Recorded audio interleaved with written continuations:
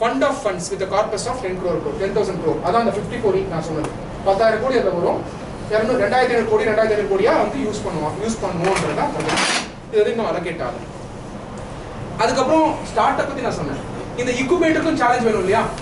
அவங்க தொழில் தொடங்குறதுக்கு அந்த திங்கரிங்ல ஒரு ஐடியாவோட வராங்க. அவங்க ஐடியா அந்த இன்குபேஷன் அடக்காக்க வேற அவங்களுக்கு காம்படிஷன் யார் பெஸ்ட் இன்குபேட்டர். அப்போ இன்குபேட்டருக்குள்ளேயே ஒரு சேலஞ்ச் வரும்.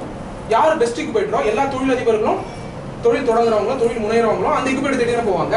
ஸோ அவங்களுக்கு ஒரு காம்படிஷன் கொண்டு வந்து அவங்களே ரெகனைஸ் பண்ணலாம். இது நாமக்கல் லெவலில் இருக்கும், அப்புறம் சவுத் இந்தியா லெவலில் இருக்கும், தமிழ்நாடு லெவலில் இருக்கும், அப்புறம் சவுத் இந்தியா லெவலில், அப்புறம் நேஷனல் லெவலில் வந்து இன்குபேட்டர் பெஸ்ட் இன்குபேட்டர் அவார்டு வாங்கினாங்கன்னா எல்லா தொழிலதிபர்களும் இந்த காலேஜ் இவங்க கிட்டே ஏன் போகணும், அவர்கிட்டே போகலாமே, அப்பாயின்மெண்ட் ஃபிக்ஸ் பண்ணுவாங்க அப்படிங்கிறது கவர்மெண்டோடைய விஷன். ஸோ மொத்தம் 11 ஆங்கிளில் இது பற்றி கொண்டு வந்திருக்காரு. இது தொடக்கம் தான், இது முடிவு கிடையாது. இந்த துவக்கமே வந்து நல்ல துவக்கம். நிறைய பேர் கேட்டாங்க, என்ன சார் இது எதுவும் பெனிஃபிட்டே இல்லையா ஸ்டார்ட் அப்க்கு? இது துவக்கம் தான். துவக்கத்தில் நம்ம எதுவும் எதிர்பார்க்க முடியாது. நிறைய வந்து பார்த்துக்கிட்டு இருக்காங்க. இன்னொன்று என்னன்னா வந்து எம்எஸ்எம்இக்கு இருக்கிற சேம் ஃபெசிலிட்டி வந்து ஸ்டார்ட் அப் கொடுக்கணும்னு பார்த்துட்டு இருக்காங்க.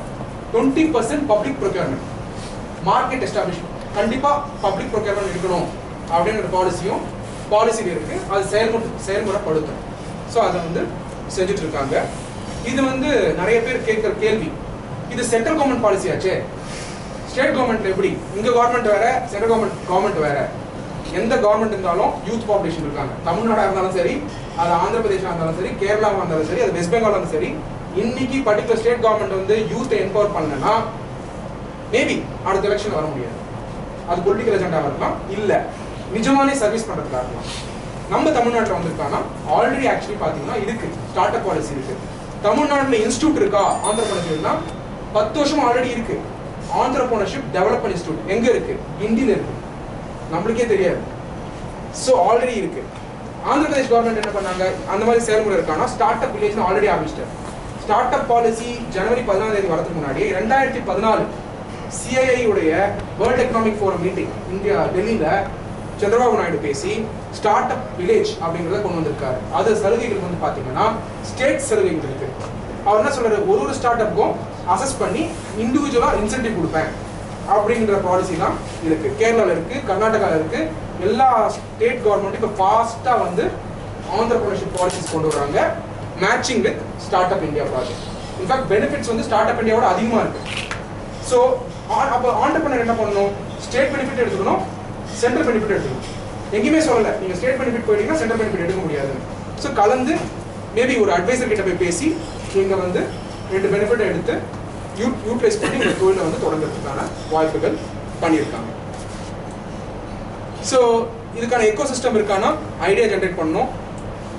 நெக்ஸ்ட் வந்து பார்த்தீங்கன்னா வேலிடேஷன் பண்ணணும், அதான் உங்களுக்கு சொல்லி முடிச்சிருந்தேன். அப்புறம் ப்ராடக்ட் டெவலப்மெண்ட்டு, ப்ராடக்ட் டெவலப் பண்ண அப்புறம் கண்டினியூஸ் எஃபோர்ட் போடணும். போட்டதுக்கப்புறம் ஃபினான்சிங். இனிஷியலாக பார்த்தீங்கன்னா பேங்க்லேருந்து நீங்கள் லோன் வாங்கியிருப்பீங்க, இல்லை சொந்த பணம் போட்டிருப்பீங்க. எனக்கு தெரிஞ்ச ஒரு தொழில் தொடங்கினவங்க என்னோட ஆஃபீஸ்லேருந்து ஒரு 3 வருஷம் முன்னாடி பேப்பர் போட்டு அவங்க வந்து ஆஃபீஸ் ரிசப்ஷனில் வேலை உட்காந்துருந்தாங்க. நான் கிளம்பி ஆஃபீஸ் வந்து வெளில போயிட்டு இருக்கேன், பேங்க் மாட்டு அவங்ககிட்ட கேட்டேன், நீங்கள் ஏன் பேப்பர் போட்டீங்க, நல்லா சம்பாரிச்சிட்டு இருந்தீங்க. இல்லை நான் பிஸ்னஸ் ஆரம்பிக்க போகிறேன். என்ன பிஸ்னஸ்? ஒரு டிஜிட்டல். நான் கேட்டேன், நீங்கள் சார்ட்டர்ட் அக்கௌண்டன்ட், நீங்கள் எப்படி டிஜிட்டல்? இல்லை எங்கள் ஹஸ்பண்ட் வந்து ப்ரொஃபஸராக இருக்காரு, அவரோட சேர்ந்து 2 பேரும் சேர்ந்து கொண்டு வர போகிறேன் அப்படின்னு சொல்லிட்டு அவங்க போயிட்டாங்க. ஒரு எம்எம்ஏல லாஸ்ட் செஷன் ஒன்று 4 வீக்காக பண்ணோம். எம்எம்ஏல வந்து start up India project program வந்து 4 வீக்கில் பண்ணோம். எவ்ரிடே 2 hours 7 மணி நேரம் பண்ணோம் ஸ்டார்ட் அப் ப்ரோக்ராம் பற்றி. அதில் கடைசி ப்ரோக்ராம் பண்ணுறதுக்கு முன்னாடி நாள் வந்து என்டிடிவியில் அந்த மேடம் வந்திருந்தாங்க. என்னடா என்டிடிவியில் வந்திருக்காங்கன்னு பார்த்தா டிஜிட்டல் சேலஞ்ச் அவார்டு வின் பண்ணி அவங்க project first prize Ravishankar Prasad கிட்ட அவார்டு வாங்குறாங்க. அப்பதான் பாக்குறேன், ஓ நம்ம ஆஃபீஸ் வேலை பண்ணுவாங்க. அப்புறம் பிரகாஷ் சார் கால் பண்ணி, கேப்டன் சார் கால் பண்ணி, குரூப் கேப்டன் கால் பண்ணி, சார் இந்த மாதிரி எங்கள் ஆஃபீஸ் வந்து வின் பண்ணியிருக்காங்க, அவங்க கூப்பிட்டு பேச வைக்கலாமே, வெல்கம் அப்படின்னு கூப்பிட்டு பேச வச்சா அவங்க எப்படி தொழில் தொடங்கினாங்கன்னு சொல்றாங்க. சத்யா அவங்க ஞாபகம் இருக்கா, அன்னைக்கு நான் வந்து ரிசப்ஷன் உட்காரும்போது நீ கேட்டுட்டு போயிட்டேன், அவங்க ஞாபகம் வச்சுட்டு இருக்காங்க. அந்த பிஎஃப் பணம் எதுக்குன்னா இந்த பிஸ்னஸ் தொடங்குறது தான். என்னோட கோல்டு, என்னோட பிஎஃப் பணம் எல்லாத்தையும் போட்டு தான் இந்த பிஸ்னஸ் நான் தொடங்கினேன். இன்னைக்கு நான் டிஜிட்டல் சேலஞ்ச் அவார்டு வின் பண்ணியிருக்கேன். என்னோட இன்குபேஷன் பெருமையா சொல்றாங்க, என்னோட இன்குபேட்டர் வந்து Indian institute of management Ahmedabad. First funding 20 லட்சம் ஆல்ரெடி ஆயிடுச்சு. வின் பண்ணப்போ ஏகப்பட்ட கால், என்னோட கால் சேர்த்து என்னோட கால் வரீங்களா பேசுறீங்களா, அதான் growth phase. ஸோ பேசினதுக்கப்புறம் அங்கே இருக்கவங்க சொல்கிறாங்க என்கிட்ட ஒரு 5 லட்சம் எடுத்துவோங்க, ப்ராடக்ட் ஸ்கேல் அப் பண்ணுங்க. ஃபண்டிங்க்கு வந்து பிரச்சனையே கிடையாது, எல்லார்கிட்டையும் காசு இருக்குது, எங்கே கொடுக்கணும் தான் தெரியல. ஒரு சைடில் காசு இல்லை, ஒரு சைடில் காசு இருக்குது. காசு இல்லாதவங்ககிட்ட ஐடியா இருக்குது, காசு உண்டு. ஸோ 2 பேரும் சேர்ந்து வருவாங்க. இன்னொன்று, சார் நான் ஃபிக்ஸட் டெபாசிட்டில் போட்டு நிம்மதியாக இருப்பேனே, ஒன்றுமே நிம்மதியாக இருக்கிறதுக்கு இல்லை. ஃபிக்ஸட் டெபாசிட்டில் போட்டிங்கன்னா 8.25% கொடுக்குறாங்க ஒரு வருஷத்துக்கு. பெரிய பணமான்னு கேட்டால் கிடையாது. எப்படி நான் சொல்கிறேன், 2% உங்களுக்கு டாக்ஸ் போயிடும் 3 days. 6.25% அதிகபட்ச இன்ட்ரெஸ்ட். சிலது வந்து 7.5 அப்படிலாம் இருக்கும். 6.25%. உங்களோட இன்ஃப்ளேஷன் விலை உயர்வு கண்ட்ரியில் வந்து 6%. 6% உங்க பணமே வளரல. அப்ப எதுக்கு ஃபிக்ஸட் டெபாசிட்ல போடணும்? தொழில போட்டீங்கன்னா இன்குபேஷன் சென்டர் வந்து ஆல்ரெடி சொல்றோம் கமர்ஷியல் வயபிள் ப்ராஜெக்ட்னு.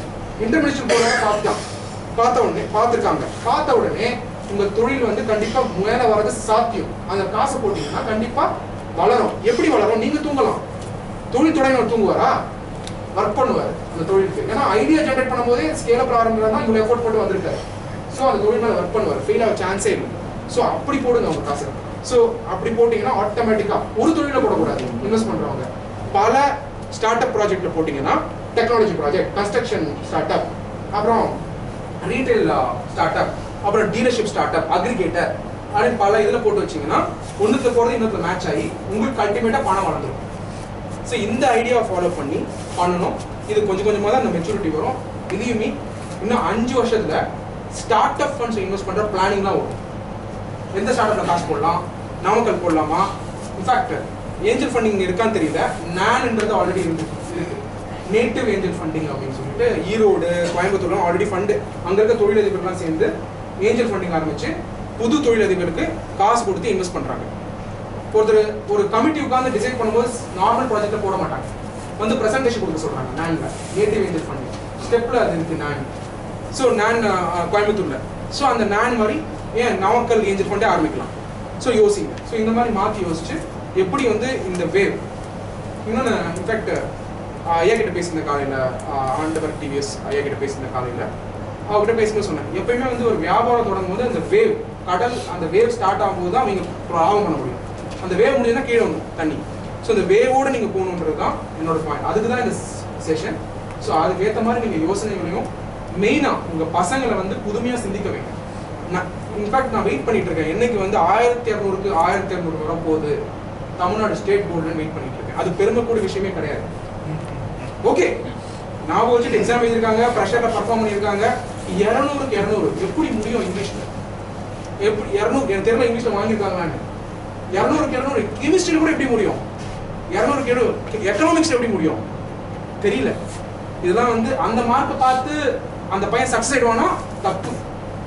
என்னோட பேட்ச்ல வந்து 10th ஃபெயில் ஆகணும், நீங்க பெரிய சார்ட் அக்கௌண்டா இருக்காரு. 10th முன்னாடி ஃபெயில் ஆகிட்டு அப்புறம் chart account first attempt pass ஆகிட்டு இன்னைக்கு வெளிநாட்டு கம்பெனிலாம் அட்வைஸ் பண்றாரு. அவங்க கூட ரேங்க் ஒன்று எடுத்தவங்க எங்க இருக்காங்க தெரியல. So education is the manifestation of already with it.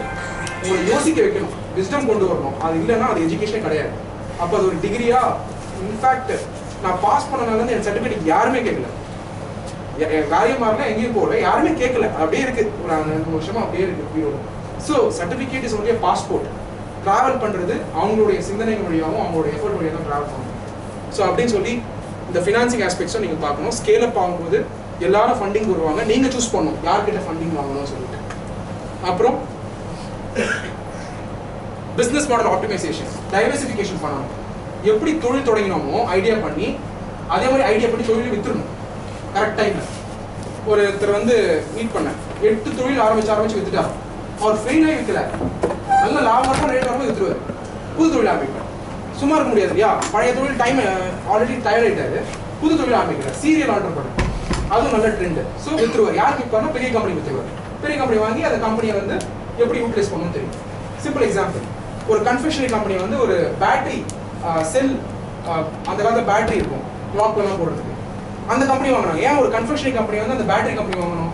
ஏன்னா அவங்க லாஜிஸ்டிக்ஸ் வந்து length and breadth of the country supply chain இருந்தது. ஒரு சாக்லேட் போடுறதோட செல் பேட்டரியை போட்டு அமிச்சிட்டாங்க லாரியில். ஸோ அதனால போய் ரீச் ஆயிடுச்சு. அவங்க காசு கொடுத்தது 280 கோடி அந்த சப்ளை செயினுக்கே தவிர அந்த ப்ராடக்ட் கிடையாது. இன்சிடென்ட்ல ப்ராடக்ட் போகுது. ஸோ அந்த மார்க்கெட் தான் இம்பார்ட்டன்ட். ஸோ அந்த மாதிரி கம்பெனிஸ் ரெடியாக இருக்காங்க. So create the market and sell your business also over period of time. அப்புறம் ஒன்று மட்டும் மறக்கக்கூடாது, ரிட்டர்ன். காசு போட்டவங்களுக்கு காசு கொடுக்கணும் திருப்பி. அங்கே தான் தப்பு பண்ணுறோம் இந்தியாவில். ஸோ அதை வந்து ஸோ அங்கே தான் தப்பு பண்ணுறோம். வளரும் போது கொடுத்துடலாம், பண்ணிடலாம். காசு வந்த உடனே எப்படி எடுக்கலாம், எப்படி டேக்ஸ் குறைக்கலாம்.